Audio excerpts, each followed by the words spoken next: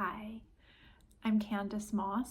I wanted to talk a little bit about why I believe that self-love and compassion are extremely important in healing and as we go through the healing journey. So I think this gets overlooked sometimes because it's so simple, and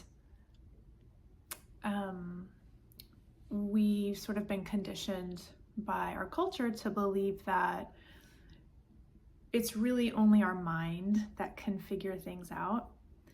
And, like there has to be some tool or some solution outside of myself that will fix me or that can help me. And with cultivating self-love, what is amazing and so powerful about this practice or set of practices or however you want to look at it, the way you go about instilling this self-love in yourself. What's so powerful about it is it begins to fill in the gaps and fill in the holes of where we didn't receive love and compassion and patience and acceptance in some part of our life that led to, you could call it a trauma, or led to a form of coping, a behavior or a belief that started protecting us from not receiving this love or not perceiving that we were receiving this love. And that can heal so much, if we start filling that hole with love that we can generate for ourselves, and we get to sort of be in charge of it. We get to have so much influence over how much we do feel love and how much we feel, how much we experience compassion, because we're taking the responsibility for ourselves. When we were little, it was someone else's responsibility to love us unconditionally, teach us that we were good, teach us that it was okay to make mistakes and be human and have needs and have emotions. And but that time has passed. And if there was, a certain area of life that we didn't receive love and compassion, or maybe all of our lives, the whole spectrum, that we didn't receive that, what's crazy to me, this is what has blown my mind in my healing process, is when you create those experiences for yourself, the ones that you missed growing up, the system, the human system, the body, the heart, the soul, whatever is involved in that, it actually takes that experience that you're giving yourself right now as an adult, and it fills in the cracks that were left for years or decades. It's amazing. And to me, this is the root cause of so many of our conditions and illnesses and symptoms, because those symptoms and conditions, they are the end result of, they're like at the end of the branches, but at the root is we didn't receive some sort of love. And when we start to fill in that love, all of these things that happened as a result of not having that love, they're no longer necessary. So like if we didn't receive love, let's say around feeling emotions or, being enough, being good enough, we might have started adopting these coping mechanisms that maybe it was like, I just brace myself, when someone comes to me to look at what I've done. And bracing myself means I clench my stomach, I tighten my jaw, I lock everything down to protect myself. And if we do that enough, for hours a day, day after day, it creates physical results. The body is not functioning, it's not flowing, the systems aren't working as they should because we've been in this, protective mode. And in Primal Trust, there's so much great information about the science of this, the chronic stress that results from this. And what I'm doing right now is just sort of I'm connecting the two. The self-love is directly connected to the chronic stress response and all the conditions that result from that. So not only is this self-compassion and self-love really key to our healing, it's also really sweet to experience. And I think there are a lot of us in the healing community who honestly have never really known what it feels like to feel completely loved and accepted and treasured and honored for exactly who we are. And so in addition to this being a really useful tool, it's just delightful. It's an experience in and of itself that is worthwhile. And as some of my clients, it's very strange in the beginning when I give them practices or exercises to start to cultivate this self-love. And sometimes a lot of resistance comes up. And it's also really interesting because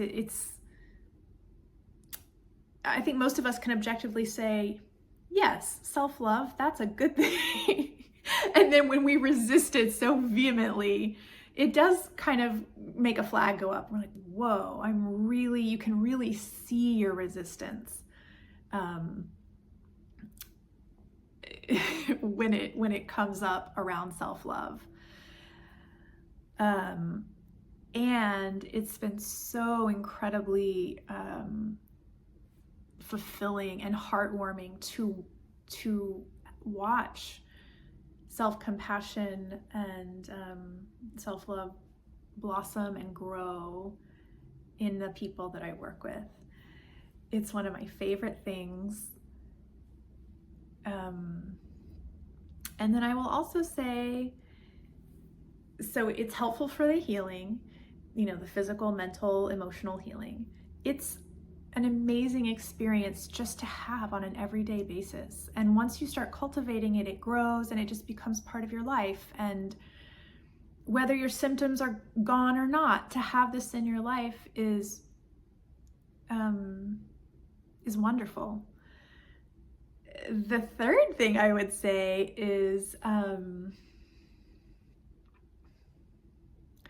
when we don't have those experiences sort of embedded within us and living within us of self-love and self-compassion and feeling treasured and honored and accepted, we tend to, very often, one of our coping mechanisms is to look for it out there, to continually look outside of ourselves to get this thing that we missed having when we should have had it when we were young. And some people, I know I did, spend a lot of our lives looking outside for that thing that we know we need. And when we do that, we create these relationships that are pretty dysfunctional, because we're looking for something. It's almost like we're looking for a past experience in the present, which can't happen. And we're projecting, our need. We're sort of transposing the person we're with right now, the person we meet, and we are overlaying with this old layer of need onto them. And that is not a healthy foundation for a relationship, whether it's, a work relationship or a dating relationship or a long-term life partner. So when we cultivate this for ourselves and we start nourishing ourselves with it and filling in the holes and the cracks and relax, it really helps us relax and know that we are already whole. And without even trying, it helps us not need to reach and grab for that outside of ourselves, which is awesome. And then the other, the related part of that is when you do have it already established within yourself, and it's a practice and it's a feeling and it's something you bring with you wherever you go, and your body is already saturated with it. When you meet people, they can feel that, and it's kind of rare in this world, so people feel relaxed around you because they can sense that you're not desperate to have this hole, this crack, this deficiency filled by them. So it's attractive, and then it's also a fantastic foundation for moving forward with a relationship. Because you know that you're good, and this does not come overnight. This is a long, sweet process. It keeps growing. I feel like it's infinite. I don't know where the bounds are of this self-love, and more I feel like it's even creating the possibility that I'm opening up to, divine love in a way that I never have before, and it's starting to fill me more and more. But I had to make myself available for that, which meant sort of filling in the human love and approval and appreciation for myself from myself.